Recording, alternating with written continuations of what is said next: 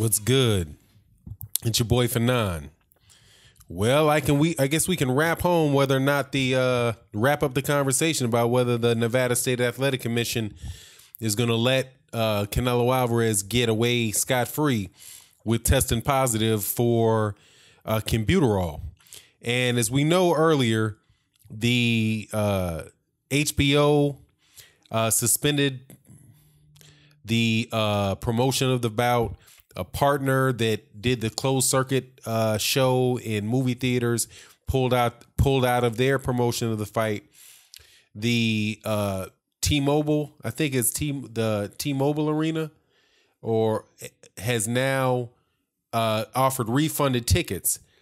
And now I've actually read the complaint that was filed by the Nevada State Athletic Commission for him against Canelo Alvarez, and it's got some very, very, very heavy penalties in it, and it has the ability to suspend him for a good amount of time. Now, I'm going to be talking about this in a live stream, so please, subscribe to the channel and hit the bell icon so that you can know when we have the live stream to discuss this and other boxing issues. Love to do the videos, but the thing I really like to do is have real-time conversations with boxing fans about this subject, other subjects, and the best way to do that and know about the live streams is to hit the bell icon. Now, that said, news came out a couple days ago, and I was actually listening to Dante's Boxing Nation and their interview with Deontay Wilder, and towards the end, Dante asked Deontay Wilder what he thought about it, and then the conversation, kind of flew into, or what he thought about Canelo Alvarez being suspended for PEDs, and the conversation went on, and at a point in time, he said that they had, and I had heard this before, that they had lodged a complaint against that, but people weren't really sure what that meant. So I thought that I would go through, just do a little bit of research, read the see if I could get my hands on the complaint and kind of walk through what it is and what the penalty is, what this means, and what this means for this fight. And the way that I'm understanding now, man, it's going to be it's hard for me to believe that they're going to go through with this fight. Like now, before I was like, oh, it's 90-10, the fight's going to happen. But after this complaint was filed and just looking at the timing of it, I'm like 80-10, this fight's not happening just because of what's at risk and what's necessary for the time in that time frame to make this thing go away, because Canelo Alvarez is facing a penalty of up to, if he had an $8 million purse, which is what I think he had last time, the penalty for this type of suspension is between $1.2 million and $2.4 million. And the suspension that he's looking at is between 9 months, no less than 9 months, and up to 2 years. And if he doesn't just plead, like if he went in there and said that he just pled like, yeah, I did it, or was an accident or whatever, then, the suspension can start there. But that's just out of his purse. Then in order to, if he fights it and he loses, then he's going to be responsible for all of the fees related to the investigation, to defending, to prosecuting him, or actually, for the state presenting the case. So let me get into it. So the long and short of it is, I don't think this fight's going to happen. And it's, I don't think it might, but I don't think, man, everything's pointing towards it not. Pointing towards it not happening. So, but let me go actually into the complaint that was filed, and this was filed by, and it's called, before the Nevada State Athletic Commission. But before I do that, let me, go through what it means, what the process is when they're saying that they filed a complaint, right? Because somebody was like, they filed a complaint. It's who are they filing the complaint with? What does that mean, right? So essentially, this is what it means. If you look at the Nevada State Athletic Commission section, I think it's the Nevada State Athletic Code. governs, what they call it is unarmed combatants. So basically it's boxing, MMA, wrestling, women's wrestling, all of those type of things, right? It's the rules that govern those. And gosh, I hate that I lost my place that quick. It talks about NAC section 467920 and 467922, complaint filing, service of a copy on a complaint. Service of a copy on respondents. That's a complaint. When you file a complaint and where you have to give it to them. The executive director or commissioner may institute disciplinary proceedings described in section this to section that, won't read those numbers, inclusive, against a person who is licensed pursuant to this chapter by filing a complaint with the commission. If the commissioner institutes disciplinary proceedings pursuant to this subsection, the commissioner shall not take part in the adjudication of the matter.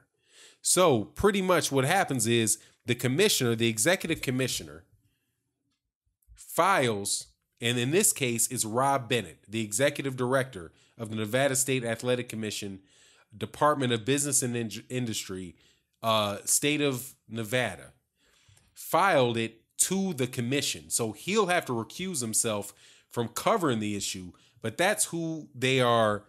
They're basically, it's as the executive director, he's saying, look, I think that this dude has violated these rules, and now I'm going to put it to the commissioners, and they're going to have to hear the case.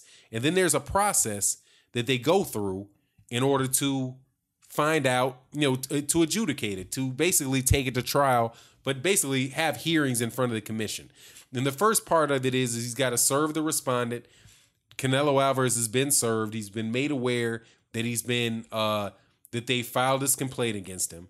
Then there's going to be 20 days for Canelo to answer, right?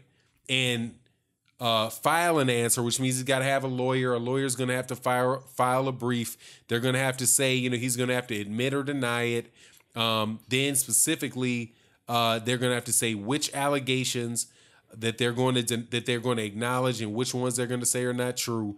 Then they've got to set forth, a defense and say, it was computerol, but it wasn't my system, and being in the system is violating the rule, but I didn't do it intentionally. And they're going to have to go through all of that stuff. And then there's going to be an action by the commission after that. They're going to listen to everything that they have to say, and then they're going to make a decision as to what they believe, the facts of the matter to be. Now, the facts of the matter in this are that, on February 6, 2018, Golden Boy submitted a program permit request to the commission to provide a professional boxing event on May 5th, 2018, featuring a main event contest between Alvarez, who's the defendant, and Gennady Golovkin at the T-Mobile Arena in Las Vegas, Nevada. On February 14th, at a public meeting, the commission granted a request for a program permit to Golden Boy Promotion for the May 5th event. But on February 7th, Alvarez voluntarily submitted to an out-of-competition urinalysis by VADA and provided a specimen for testing to the Doping Control Officer, or a DCO, from VADA's Authorized Collection Authority, which is name is Cleridium. On February 20th, Alvarez voluntarily submitted a second sample to VADA for testing with, again, the doping control agent, Cleridium. The Sports Medicine Research and Testing Laboratory, SMRTL, conducted the testing on the February 17th urinalysis and the February 20th urinalysis in a laboratory that was approved by WADA. The urinalysis, or the urine sample, for both tested positive for the presence of Clenbuterol. And since Clenbuterol was a prohibited agent, both in anabolic agent in competition and out of competition, the presence of Alvarez's urinalysis specimen samples constitute anti-doping violations. So basically, then they say that Alvarez's utilization, ingestion, and or consumption of Clenbuterol, whether intentional or not, constitutes an anti-doping violation. By his administration or the use of Clenbuterol and or by allowing Clenbuterol to enter his system, Alvarez engaged in conduct that reflected discredit to unarmed combatant, and he is guilty of foul or unsportsmanlike conduct that was detrimental to the contest. And then they go into what the discipline are for it, and this is pretty much the penalty of it. Except as otherwise provided in section 33 through 36, inclusive of this regulation, an unarmed combatant who violates any provision of this section is ineligible to engage in unarmed combat in this state for a period of at least 9 months, but not more than 24 months, as determined by the commission. So it means if he either admits to it and or doesn't, or he doesn't admit to it and they find that he did it, he could be out between 9 months, no less than 9 months. And last time I checked, this is March. 9 months from now is December, right? So that's way past March 5th, if not 24 months. So that's 24 months. And that doesn't even say when it is, if the suspension is from when the suspension starts, or from when they initially started it or said he was suspended, the temporary suspension, or if it starts from the time that they say, okay, yeah, we think you really did this and you're in violation and we're going to hold you responsible. That's up to 2 years. So he could be in trouble for almost 2 years. And then B, he'll be fined by the commission in an amount equal to at least 15%, but not more than 30% of his or her purse. So, dude, he makes, I think his purse for the last fight was some shit like $8 million. For Julio Cesar Chavez Jr. If it's $8 million, that's between 1.4 and 2. That's between 30%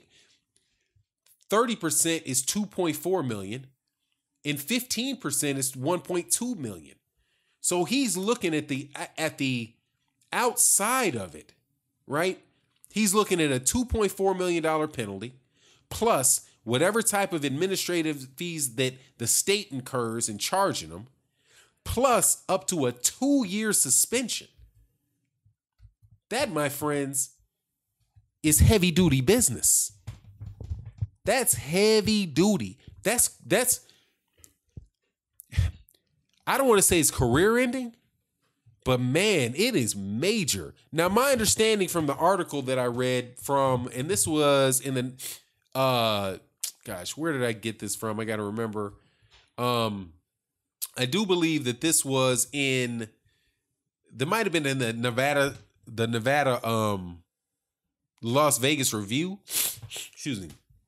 But the person that talked about it or wrote it, actually, here's this World Boxing News, and the people that they interviewed stated that they believed that the commission was asking for up to 1 year, up to asking for a year's suspension, or the commissioner was asking for a year commission.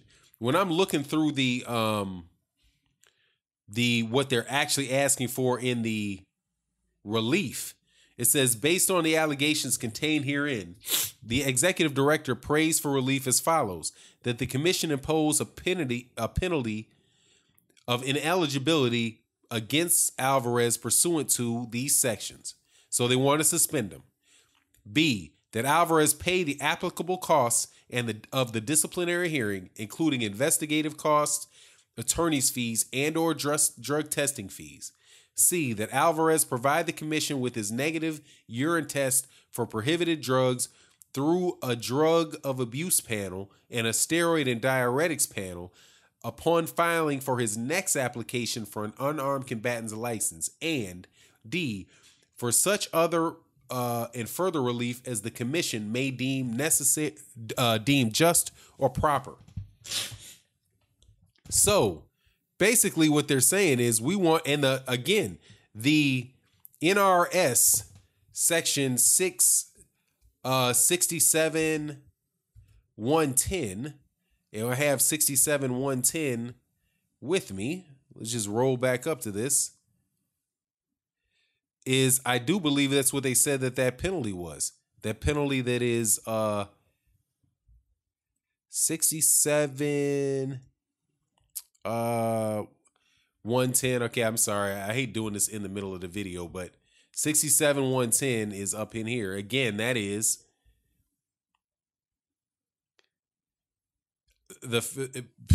God dog, it's the 24 months, 9 to 24 months, and 15 to 30% of his purse. It's pretty heavy, man. That's pretty heavy price to pay for some Mexican meat.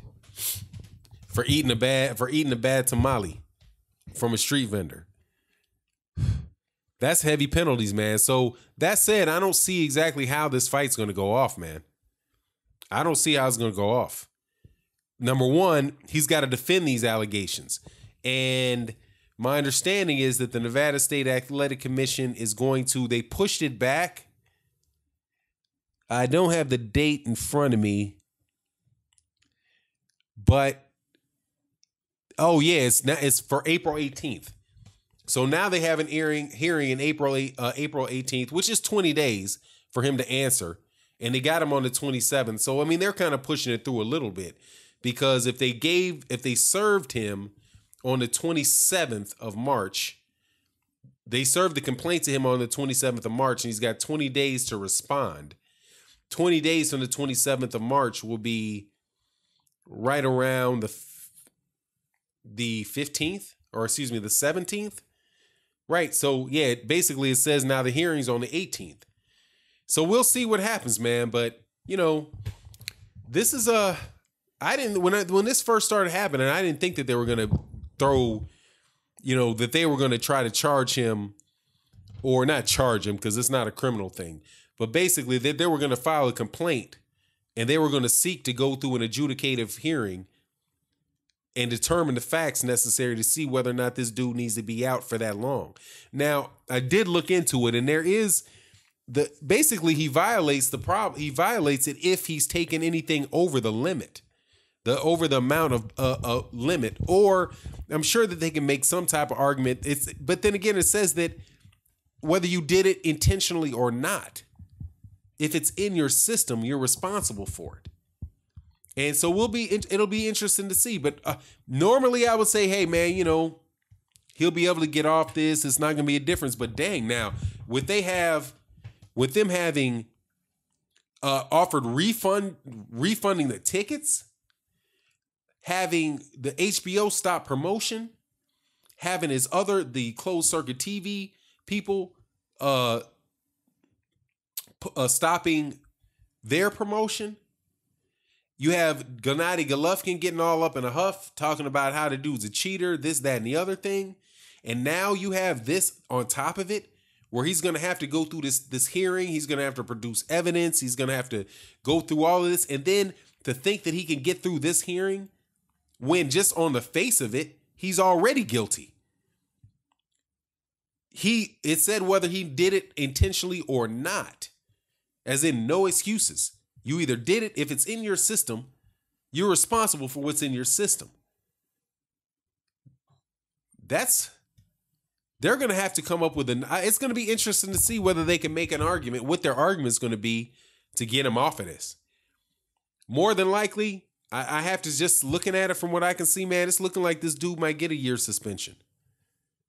Because if they say, okay, we kind of believe you, we'll take it into consideration. We'll say, okay, we know that you're not from Chicago, and you got computer all in your system from Chicago. There's no track record of that being the case, where people are, where the meet in Chicago has computer all in it.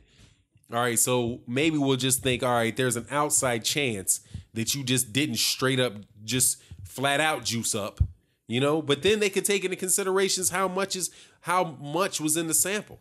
With the 2 samples I've heard, and I haven't, I don't know the numbers for sure, that it was, I guess the second sample, I think the second sample is higher than the first, or the first sample is higher than the second. It doesn't lay in here the fact. It doesn't, in this thing that I've read, it doesn't lay out the specific facts of it and how much he was over or under. But anyway, man, that's a big punishment Canelo's looking for, and I wouldn't bet on this fight happening. And with that, I'm out.